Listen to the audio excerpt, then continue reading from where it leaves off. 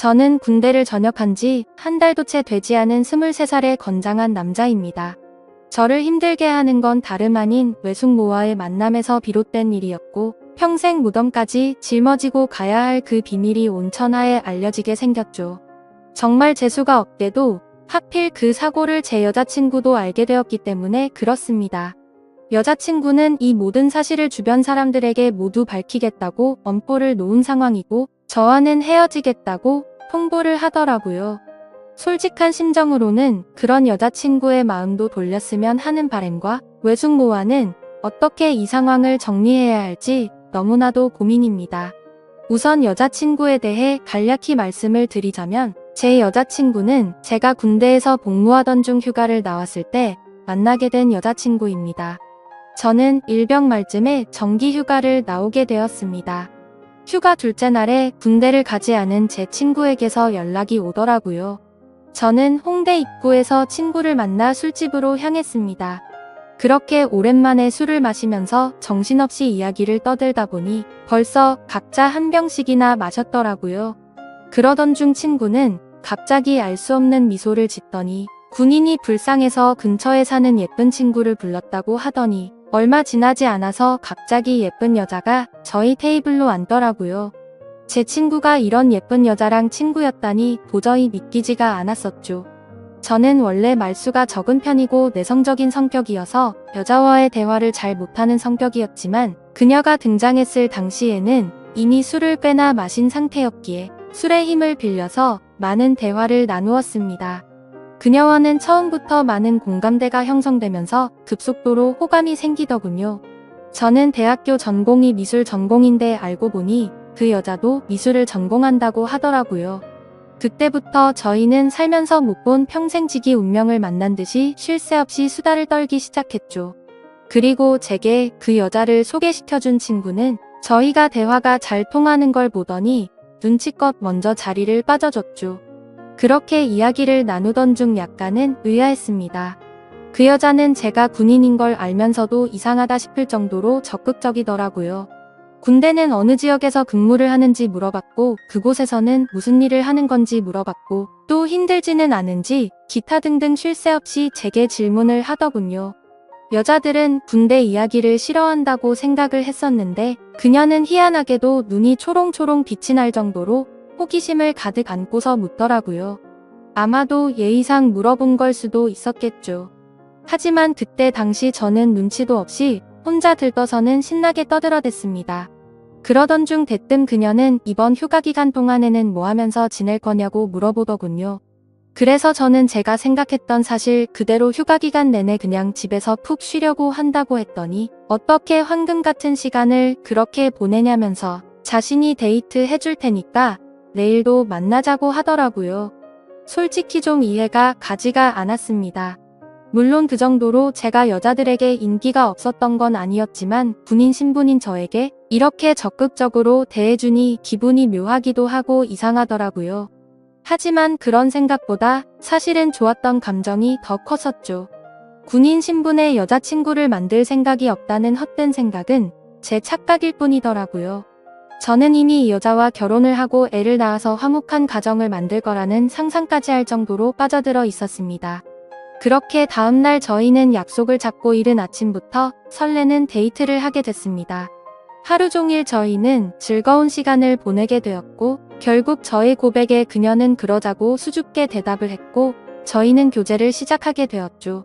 지금 돌이켜 생각해도 정말 달콤한 꿈 같은 휴가 기간이었습니다. 휴가 기간 내내 저희는 내일 세상이 멸망이라도 할 것처럼 매일같이 붙어 지내면서 귀한 시간을 보냈던 것 같네요.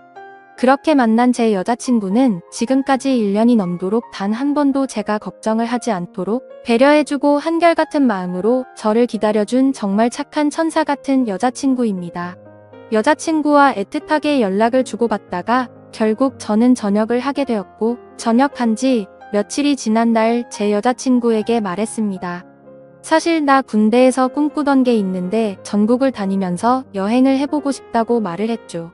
그동안 그리지 못했던 그림도 실컷 그리고 싶다고 했고 여자친구에게 여행을 같이 갈 생각이 없냐고 물어보니 여자친구는 일이 너무 바빠서 며칠씩이나 일을 빠질 수가 없는 상황이라 너무 아쉬워하더라고요. 아쉬움 가득한 얼굴을 하고서는 저 혼자 여행을 재밌게 다녀오라고 했죠. 그래서 저는 어쩔 수 없구나 생각을 했고 혼자서 여행을 다녀오려고 계획을 짜기 시작했습니다.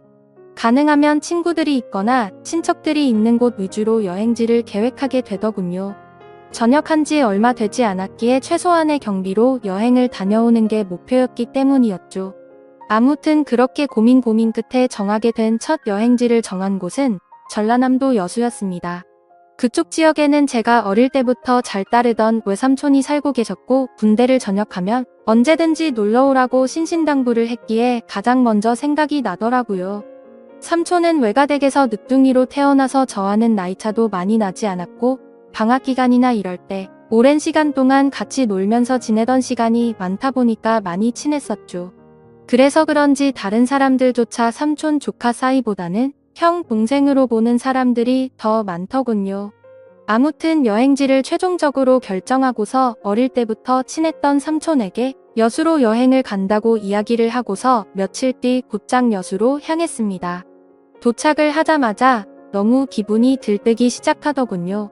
군대에서 그토록 꿈꾸던 여행을 왔다는 기분에 너무 행복해졌기 때문이죠. 설레는 마음을 진정시키고 삼촌에게 전화를 걸었습니다. 삼촌은 지금 회사에 나와 있는 상황이라 집에는 외숙모만 계신다고 먼저 들어가 있으라며 주소를 보내주더군요.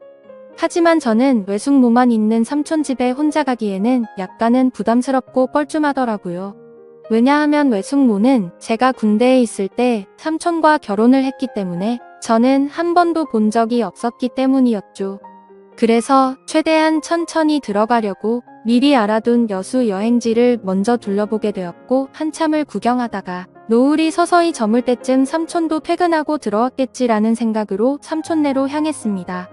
하지만 그렇게 오랫동안 구경을 하다가 갔는데도 불구하고 삼촌은 아직 집에 들어오지 않았고 처음으로 보는 외숙모가 활짝 웃으면서 저를 반갑게 맞이해 주셨습니다. 얼굴을 보는 순간 솔직히 제 또래라고 해도 될 만큼 동안의 외모에다가 엄청난 미모를 가지셨더라고요. 제 여자친구가 귀여운 대학생의 예쁜 미모라고 한다면 외숙모는 성숙한 아나운서 느낌의 예쁜 미모였습니다. 삼촌보다도 연하였던 외숙모의 나이는 저보다 7살이 많은 30살이었죠. 어머니에게 들었는데 삼촌이 목을 메워서 만났다더니 그 이유가 바로 이거였구나 싶었습니다. 반갑게 웃는 외숙모는 먼 길 오느라 고생 많았다면서 현관문에 서서 집 안으로 들어오라고 손짓했고 저도 어색하게 웃으면서 인사를 하고 집 안으로 들어갔는데 깜짝 놀라고 말았습니다. 삼촌의 집에 들어서자마자 역시나 엄청나게 성공을 했구나 싶더군요. 삼촌은 어릴 때부터 머리도 똑똑하고 유능한 인재였기에 결국 어린 나이에 대기업에 들어갔죠. 그런데 몇 년 다니지도 않고 회사를 그만둔다고 하길래 제 생각으로는 도저히 이해가 가지 않았습니다. 하지만 결국 스스로 회사를 차리게 되었는데 모두의 걱정을 비웃기라도 하듯 예상보다 더 빠른 나이에 큰 성공을 거둔 거였죠. 아무튼 처음으로 보는 고급스러운 인테리어의 현관문을 지나서 펼쳐진 집안 모습은 장관이었습니다. TV는 영화관을 방불케 하는 대형 화면에다가 바닥이며 벽이며 온통 대리석으로 되어 있어서 고급지다는 느낌이 물씬 풍기더군요. 속으로 감탄을 하면서 외숙모가 안내해주시는 제가 사용할 방으로 가서 짐을 풀게 되었고 정리가 거의 끝마쳐갈 쯤 현관 비밀번호 소리가 들리더니 삼촌도 집으로 들어오는 것 같았습니다. 반가운 마음에 얼른 현관으로 뛰쳐나가서 삼촌과의 반가운 인사를 나누었고 삼촌과 숙모 그리고 저는 저녁을 함께 먹으면서 오랜간만에 횃불을 풀기 위해서 술도 같이 마시게 되었죠. 가만히 쳐다보니 삼촌과 외숙모는 결혼한 지 1년이 다 되어가는데도 불구하고 풋풋한 연인처럼 때가 쏟아지더라고요. 삼촌은 외숙모의 칭찬을 하느라 정신이 없어 보였고 얘기하는 걸 들어보니 삼촌이 얼마나 숙모를 좋아하는지 알 수가 있었습니다. 삼촌과 숙모의 첫 만남은 회사 미팅이 있어서 클라이언트와 함께 술집으로 가게 된 날이었다고 하더군요. 숙모는 그곳에서 일을 하고 있는 알바생이었는데 삼촌은 숙모를 보자마자 첫눈에 반해버리고 말았답니다.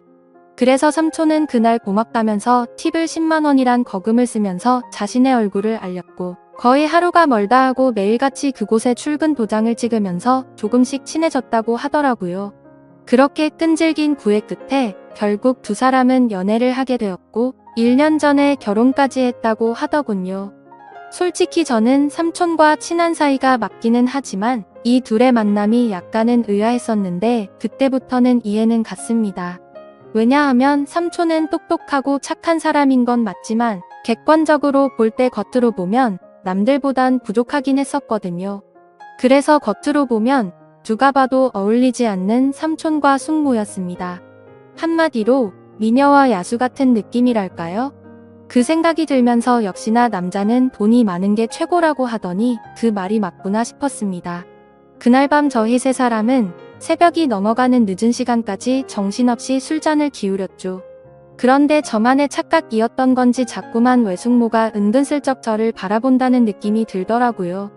얘기를 한참 하다가 숙모의 얼굴을 돌아보면 저를 보고 있다가 눈을 돌린다거나 술이 부족해서 제가 가져올게요 하면 굳이 제 손을 잡으면서 제가 갈게요 라고 한다든지 별거 아닌 말에도 웃으면서 제 팔을 잡는다든지 뭔가 기분이 묘해지더군요. 아무튼 저 혼자만의 생각으로는 숙모가 제게 오해를 할 만한 행동을 했다고 생각을 하기는 했지만 군대에 다녀와서 내가 뭔가 단단히 착각을 하는 건가 싶었고 술에 취해서 그랬나 보다 생각하고 결국 그날은 별로 대수롭지 않게 생각하고 넘어가게 되었죠. 그리고 그런 생각은 전혀 큰 문제도 아니었고 그저 단순히 그 자리가 즐겁고 재밌어서 앞으로 있을 일주일간의 여수 여행은 생각보다 지루하지 않겠다 싶어서 마냥 기분이 좋았던 것 같습니다. 다음날 늦잠을 자고 일어나 보니 삼촌은 일이 많아서 아침 일찍 출근을 한 상황이었고 숙모는 제게 숙취 해소에 도움될까 해서 콩나물국을 준비했다면서 얼른 밥을 먹으라고 하더군요. 그래서 식탁에 앉아서 밥을 먹기 시작하는데 숙모는 대뜸 제 앞에 앉아서 밥을 먹는 걸 지켜보더라고요. 갑작스러운 숙모의 행동에 저는 순간적으로 바비도로 튀어나올 뻔했죠. 저는 숙모에게 숙모는 식사하셨냐고 물어보자 보니는 이미 아까 전에 먹었다면서 아무렇지 않다는 듯이 계속해서 저를 쳐다보고 있더라고요.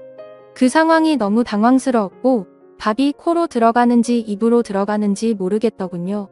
그렇다고 숙모가 무한하게 밥 먹는데 쳐다보지 말라고 하기도 어려운 상황이었죠.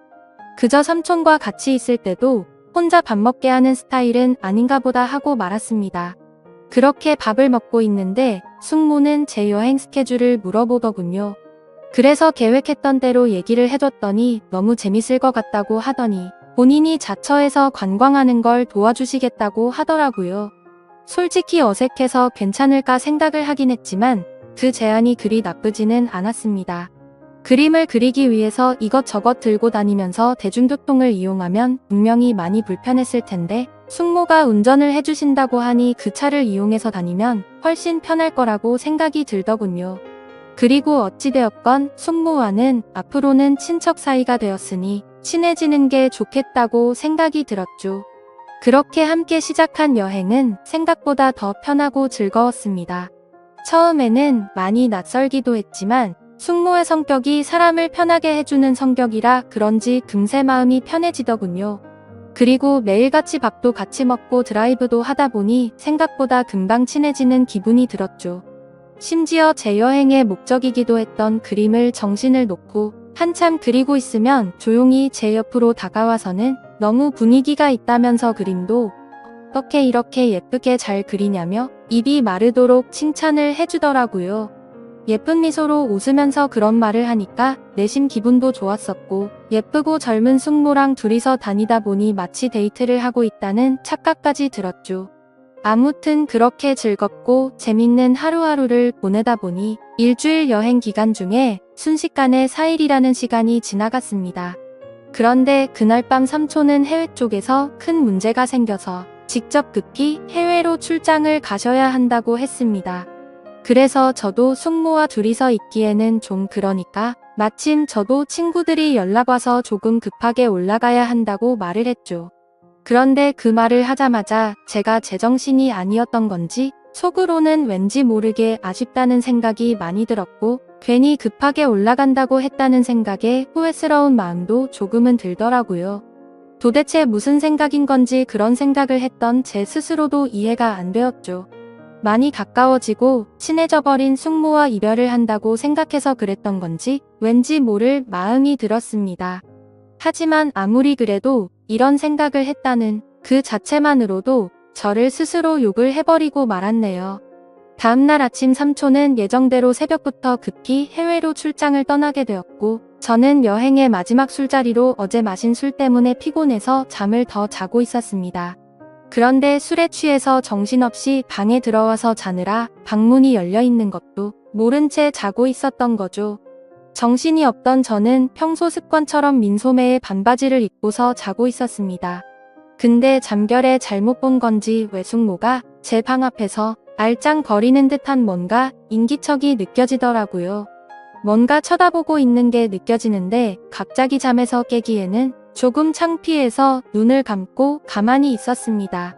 근데 기분이 참 묘하더군요.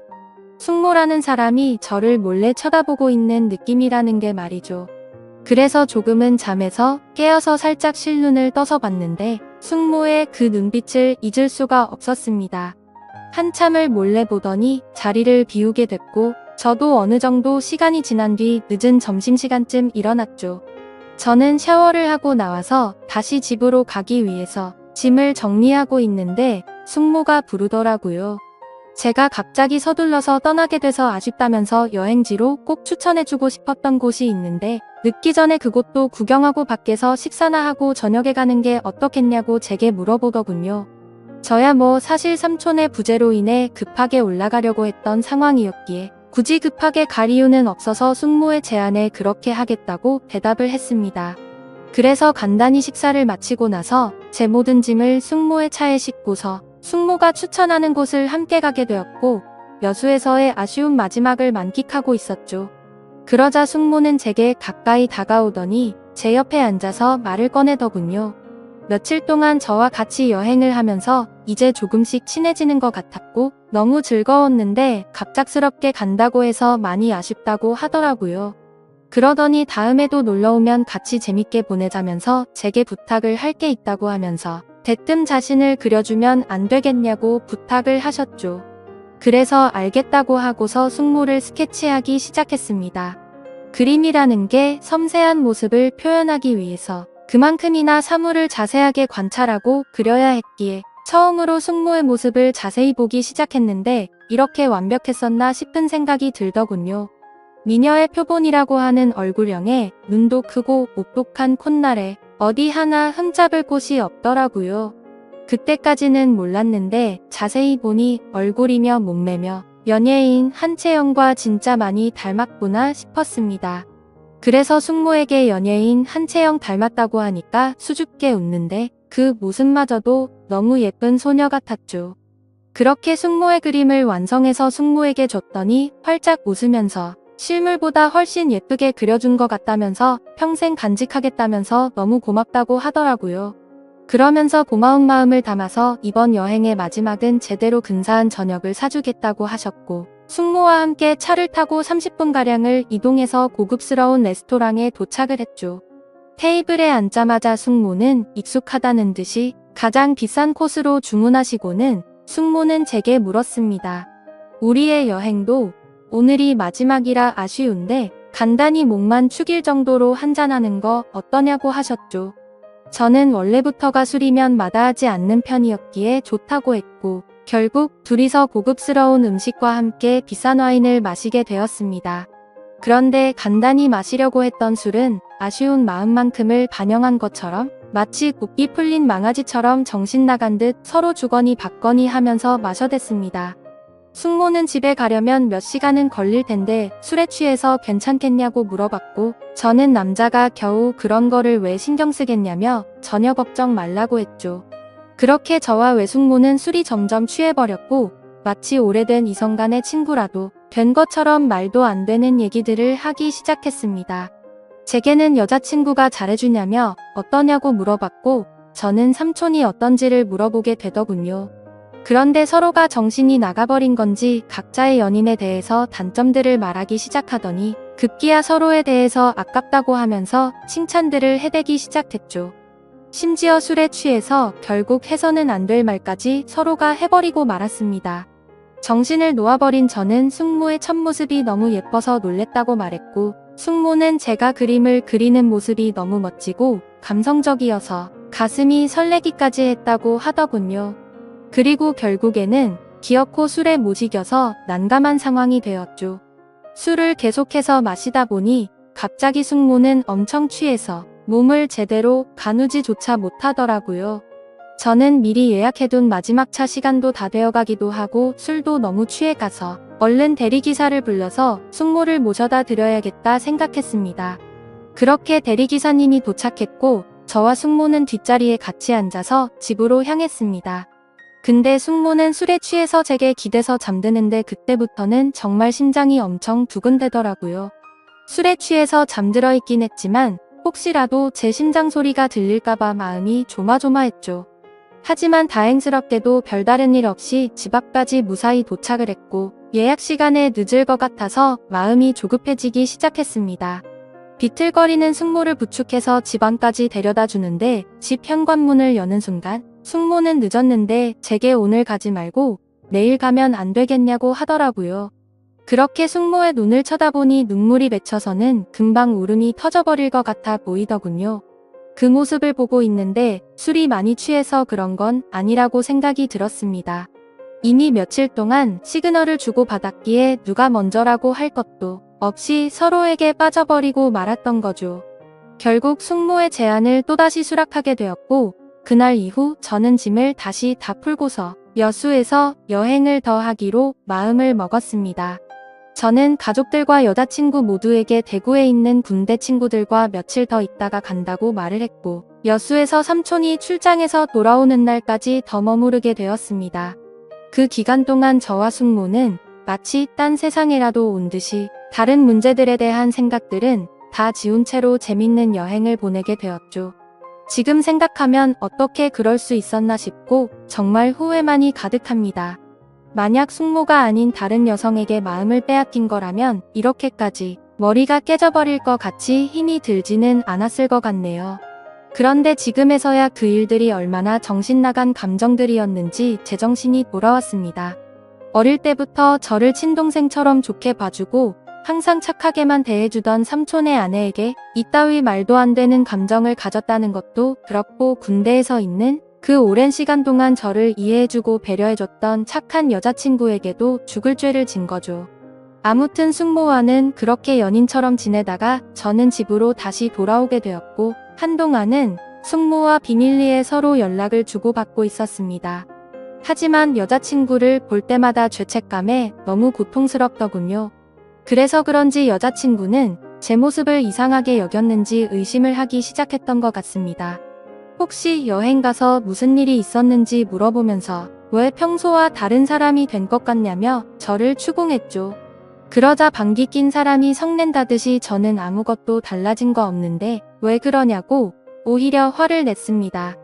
하지만 평생토록 영원할 수 있는 비밀은 없다는 게 맞는 말이더군요.